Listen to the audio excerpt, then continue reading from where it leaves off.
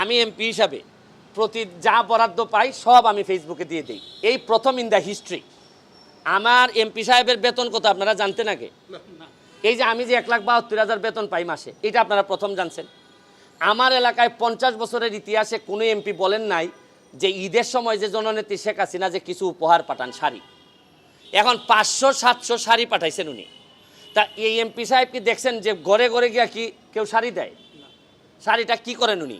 উনি বন্টন করে দেন যে সাবধান, কোনো শাড়ি বিক্রি করা যাবে না, তুমি গরিব দেখে দেখে তুমি মানুষকে দিবা।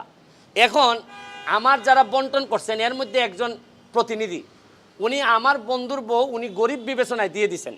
এখন আমার বন্ধুর অবস্থা কি জানেন? 95-এ আমি মেট্রিক দিছি।